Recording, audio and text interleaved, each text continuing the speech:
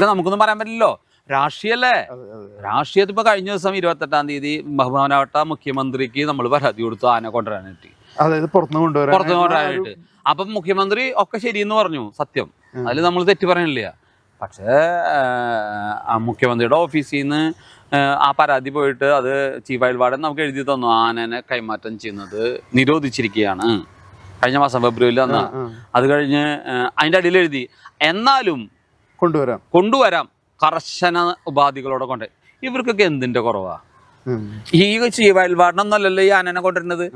ഏതോ ഒരു ഉടമസ്ഥൻ ഇഷ്ടപ്പെട്ട് മേടിച്ച് കാശ് മുടക്കി ഇതൊക്കെ വേണമെങ്കിൽ അവരെങ്ങനെ വെറുതെ കിട്ടില്ലല്ലോ. എന്തായാലും ട്രാൻസ്ഫർ ആൻഡ് ട്രാൻസ്പോർട്ട് എന്ന് പറഞ്ഞിട്ടുണ്ട്. എങ്ങനെയാണെന്നൊന്നും പറഞ്ഞില്ല, അതിന് കുറെ നിബന്ധനകളുണ്ട്. അത് ട്രാൻസ്ഫർ ചെയ്യല്ലോ, നമ്മൾ അങ്ങനെയല്ലേ, ട്രാൻസ്ഫർ എങ്ങനെ വേണം ചെയ്യാലോ.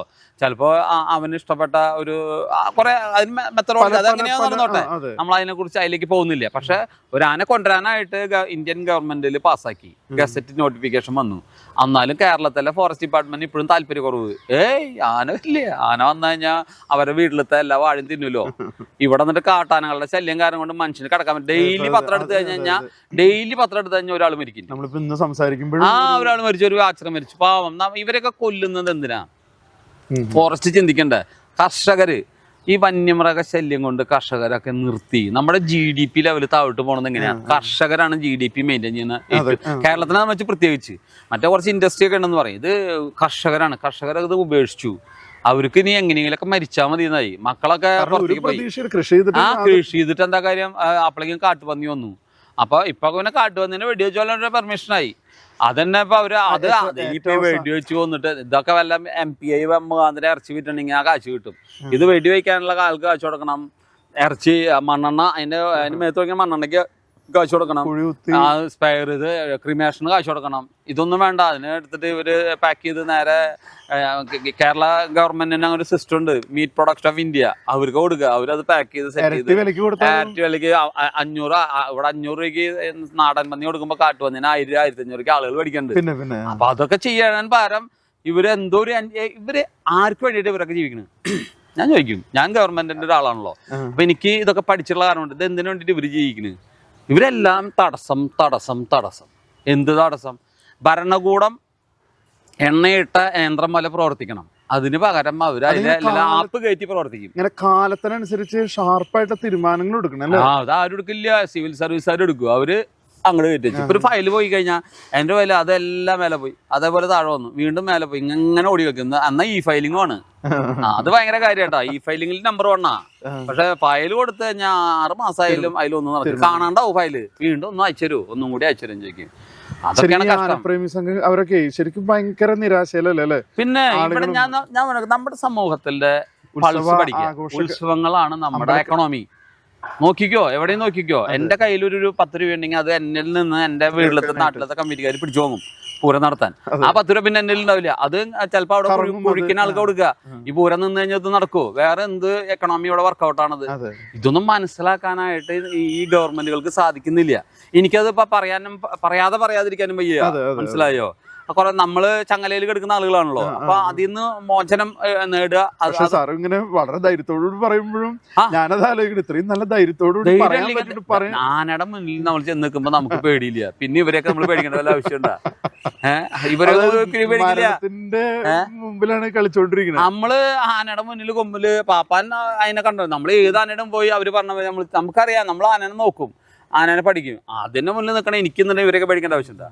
മാക്സിമം അവർക്ക് എന്ത് ചെയ്യാൻ പറ്റുക? ഒരു സസ്പെൻഷൻ എഴുതി തരാം, അല്ലെങ്കിൽ എന്നാലും ശമ്പളം തരേണ്ടി വരും. മനസ്സിലായോ? എനിക്ക് എൻ്റെ ഒരു അച്ഛൻ്റെ സുഹൃത്തുണ്ട്, പോലീസുകാരൻ. ആള് സസ്പെൻഷനെ കുറിച്ചുള്ള ഏറ്റവും നല്ല കാര്യങ്ങൾ പറഞ്ഞു തന്നുള്ള ആളാ. എന്താ അറിയോ? അതിന്റെ ഗുണങ്ങൾ പറഞ്ഞു തന്നുള്ളതാ. അപ്പൊ എനിക്ക് അതിലൊരു ടെൻഷനൊന്നുമില്ല, അങ്ങനെ ചിന്തിക്കാറില്ല. പുതിയ ആനുകൾ പിന്നെ വരുന്നില്ലല്ലോ, അത് ഗവൺമെന്റ് ഇപ്പൊ തീരുമാനം എടുക്കണില്ല.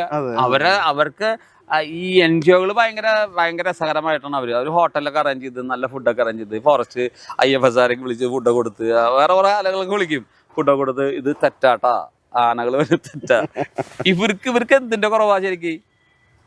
കാരണം അവരല്ലല്ലോ ആന നോക്കണത്, സാധാരണ ജനല്ലേ. ഇവിടെ 10,000 ആന ഉണ്ടായിരുന്ന ആനകൾ ചെരിയും. മനസ്സിലായോ? അത് വിചാരിച്ചിട്ട് നമ്മൾ പട്ടാളക്കാർ റിട്ടയർ ചെയ്യുമ്പോൾ പുതിയ ആളുകൾ എടുക്കും ഇല്ലേ?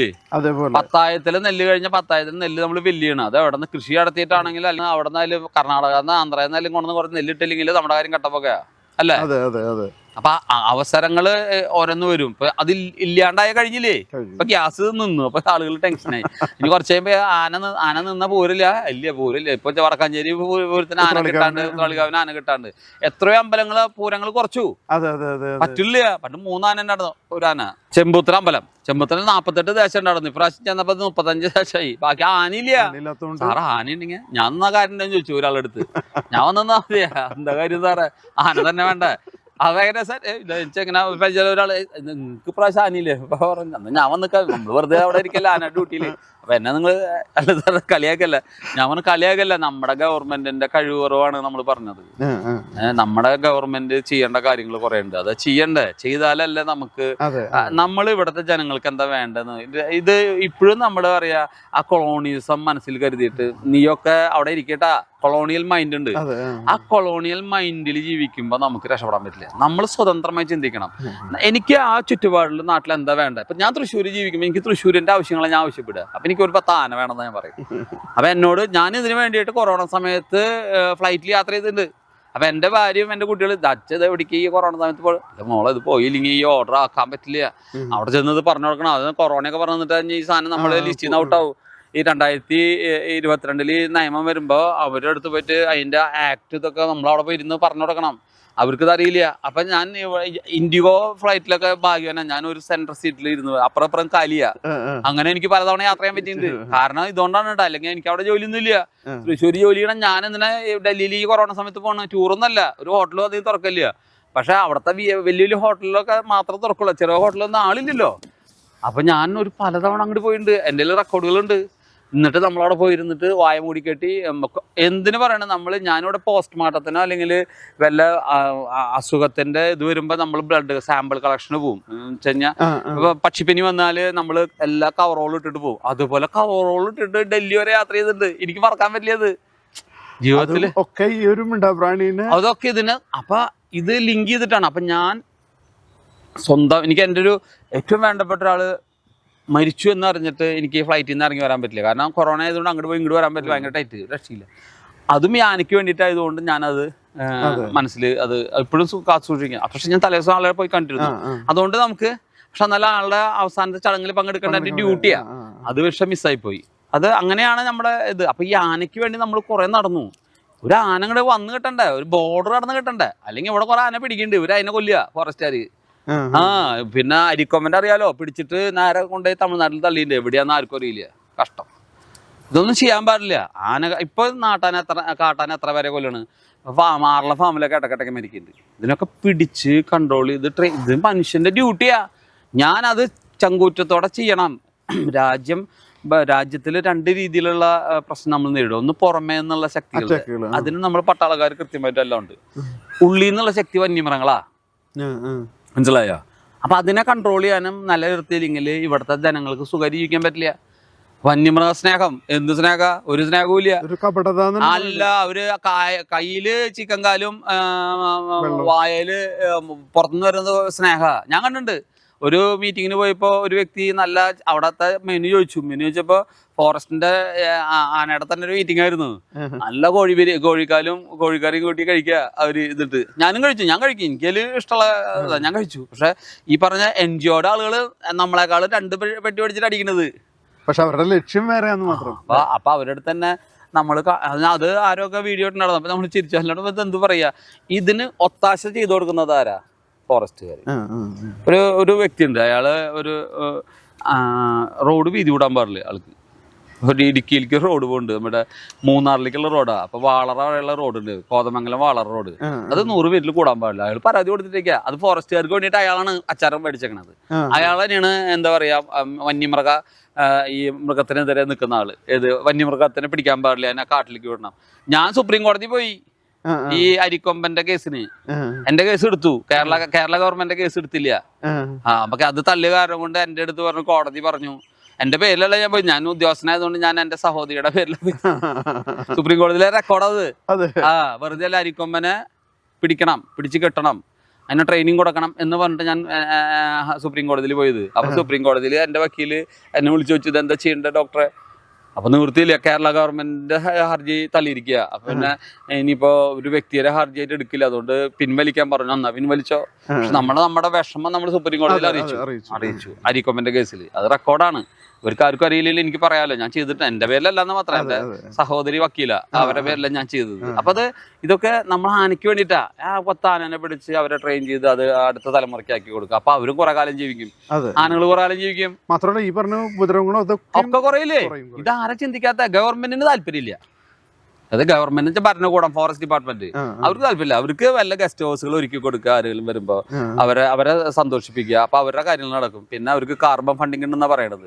കാർബൺ ഫണ്ടിങ് എന്ന് വെച്ച് കഴിഞ്ഞാൽ എന്താണെന്ന് അറിയാലോ? കാരണം വെച്ചാല് ഈ എത്രയോ ഫ്യൂവൽ ഉണ്ടാക്കി കഴിഞ്ഞാൽ അത്രയും കാട് വെച്ചിരിക്കുന്ന എവിടെയൊക്കെ അഗ്രിമെന്റ്. അപ്പൊ എവിടെയെങ്കിലും വെച്ചാൽ മതി. അപ്പൊ നമ്മുടെ നാട്ടിൽ പിന്നെ കാർബൺ ഫണ്ടിന് പ്രശ്നമില്ല. കാരണം നമ്മുടെ മഴ പെയ്ത് കഴിഞ്ഞാൽ കംപ്ലീറ്റ് പച്ച. അപ്പൊ പിന്നെ അതിന് വേണ്ടിട്ട് വേറെ ചെലവില്ല, കാശും കൊണ്ട് മേടിച്ചാൽ മതി. അപ്പൊ ഒരു ഏരിയ തിരിച്ചു കാണിച്ചു കൊടുക്കണം. ഇത് നമ്മൾ പറയല്ലേ, നമ്മൾ പണ്ടൊക്കെ നമ്മള് കൂട്ടുകാരെ പറ്റിയാൻ വേണ്ടിട്ട് ഇങ്ങോട്ട് കൊണ്ടുവരും. നമ്മുടെ സ്ഥലമാണെന്നുണ്ട് ഇത് കാണിച്ചു കൊടുക്കും. പടക്കുന്നതിന്റെ പറമ്പ് കാണിച്ചു, ആർക്കും കുഴപ്പമില്ലല്ലോ. പൂരോർമ്മ ഇതൊക്കെ നമ്മുടെ സ്ഥല, അവിടെ നമ്മുടെ തൊഴുത്തായിരുന്നു എന്നൊക്കെ പറഞ്ഞ ഡയലോഗ് അടിച്ച നോർത്ത് ഇന്ത്യയിലത്തെ കൂട്ടുകാരുണ്ട് നമ്മുടെ. അപ്പൊ അവന് അറിയില്ലല്ലോ. അപ്പൊ തൃശ്ശൂർ നിന്റെ വീട് എവിടെ, ഞാൻ കാണിച്ചു തരാന്ന് വരും. നമ്മൾ ഒരു ഭാരതിൽ ഒരു ചായ കുടിച്ച് ഈ കാണുന്ന സ്ഥലമൊക്കെ നമ്മുടെയാന്ന് പറയും, വെറുതെ പറയാലോ. അതുപോലെയാ ഈ കാർബൺ ഫണ്ടിങ്ങിന്റെ കഥ എന്ന് പറയുന്നത്. അത് കാണിച്ചു കൊടുക്കും. ഇതൊക്കെ നിങ്ങൾ തരുന്ന ഫണ്ട് കൊണ്ട് വെച്ചുണ്ടാക്കിയ മരങ്ങളാട്ടോ എന്ന് പറഞ്ഞ് ഫണ്ട് മേടിക്കുക. ഇതാണ് അവിടെ നടക്കുന്നത്. എന്നിട്ട് ക്രൂരത, മൃഗങ്ങളെ ഇട്ട് അടിക്കുക. മൃഗങ്ങളെ എത്ര കാട്ടാനകൾ ചെരിഞ്ഞു എന്നറിയോ കാട്ടില്? കാരണം അത് പോപ്പുലേഷൻ കൂടുന്നു. അത് സാധാരണ മരണമാണ്, ഒന്നും കുഴപ്പമില്ല എന്നാണ് ഫോറസ്റ്റുകാർ പറയുന്നത്. നമുക്കൊന്നും പറയാനില്ല. നാട്ടിലുണ്ട്, നാട്ടിൽ ശരിയില്ല.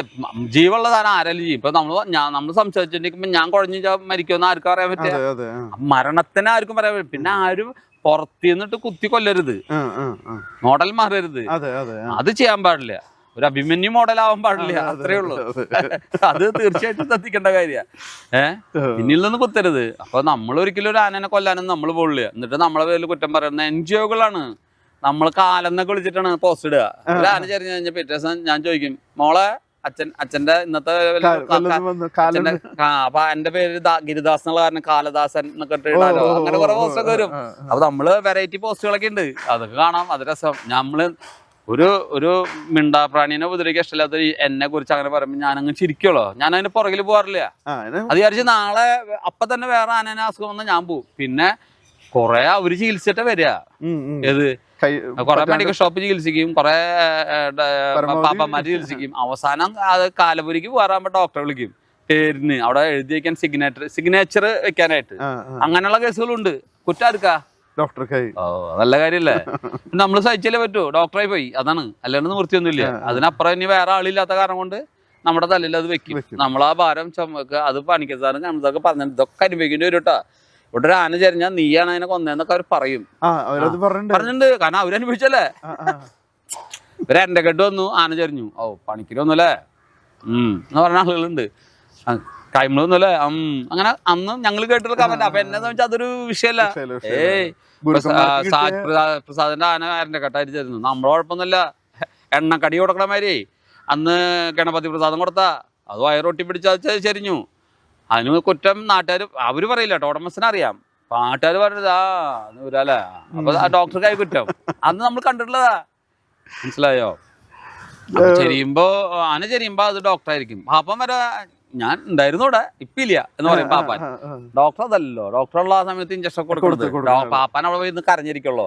അവന് വികാരം കൊണ്ട് വന്നാൽ മതി. നമുക്കതല്ലല്ലോ. നമ്മളിതൊരു സീരിയസ് ആയിട്ടുള്ള ഒരു മാറ്റർ അതിനെ ആ രീതിയിൽ ഉൾക്കൊണ്ട് ചികിത്സിക്കുക. എന്നിട്ട് കുറ്റം നമുക്ക്.